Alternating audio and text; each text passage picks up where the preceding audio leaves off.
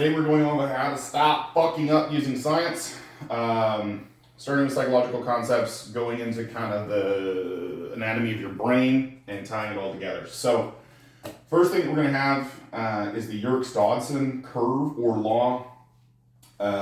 It essentially states low arousal, poor performance, optimal arousal, high performance, too high of arousal, poor performance. So, finding that sweet spot. The important thing to note with this Yerkes-Dodson curve is that we have something called our autonomic nervous system, which is responsible for a lot of unconscious regulation of a lot of physiological processes, like breathing, blood pressure, all that sort of stuff.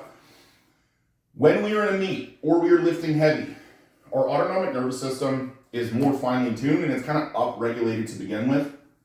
The problem with that is, if we're already kind of closer to red line, and then we add additional arousal, it pushes us further this direction in the curve, and then we're going to have worse performance. So understanding you're already going to be kind of freaked out going into heavy stuff, and in actuality, you should be trying to calm yourself down, get yourself closer to this optimal arousal, as opposed to pushing yourself to the far right of the curve and then fucking up. The reason why, from an anatomy concept, why this ends up happening is when we're in too much of an autonomic response, we have something called our prefrontal cortex. So your prefrontal cortex is responsible for a lot of motor coordination. So too much of an autonomic response, we have a downregulation in the signal in our prefrontal cortex, and we actually have essentially a really hard time performing these lifts with any degree of competency. So the goal is to keep your prefrontal cortex activated and to make sure that we don't get into too much of an autonomic nervous system response, which is going to look like calming the fuck down in between each lift, and understanding that as you come up to the bar, you're going to be in an autonomic response to begin with, and you probably need a very minimal amount of hype to get yourself to execute well. The second one is this concept of self-identity theory. So self-identity theory essentially states that we conceptualize of ourselves as a person who can do X, Y, and Z, and whenever we have something in the external environment that threatens that self-identity, we have a threat response. And that threat response comes from this anterior cingulate cortex. So the anterior cingulate cortex, just the same way as you break a bone, you're going to have a response in your anterior cingulate cortex. If you sense a perceived threat to your identity, you're going to have the same identical threat response in your anterior cingulate cortex. Problem with that is, then we start to activate our limbic system and our amygdala. Our amygdala is responsible for emotional regulation. It's also important to note that people who take steroids, their amygdala is way bigger and they already struggle with emotional regulation. So we cannot be tying any component of our identity through outcomes in a lift. Otherwise, that anterior cingulate cortex is going to get activated, and then because we have a fucking gigantic amygdala, because we all take steroids, we're going to have a hyper-emotional response, and then cue the meltdown post-meet eulogy where you just look like a fucking crybaby bitch because you can't just accept the fact that you didn't do well.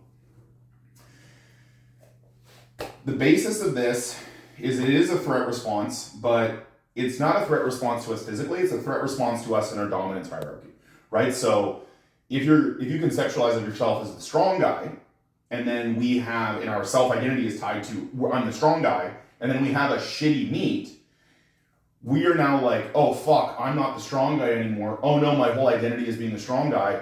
And then everything falls apart very shortly after that.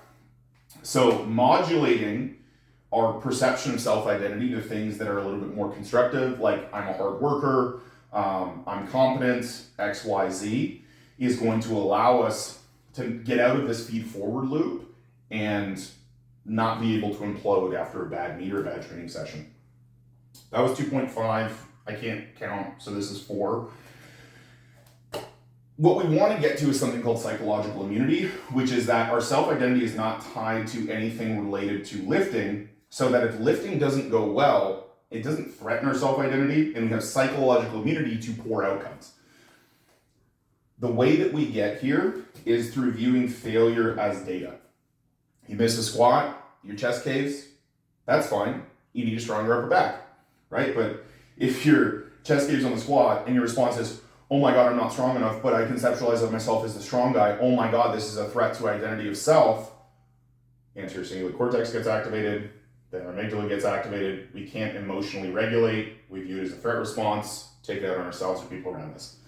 So psychological immunity is going to come down to reconceptualizing of yourself outside of just being strong, and then also understanding that failure is only data. So being able to take that, bird's eye view of, okay, well, these are the inputs, these are the outputs, I need to change the inputs to get a different output. And if you can do this, the chances of you fucking up are much lower. It's a very simple concept. It's not easy. So it'll probably take you some time, but once you can do this, you're unkillable.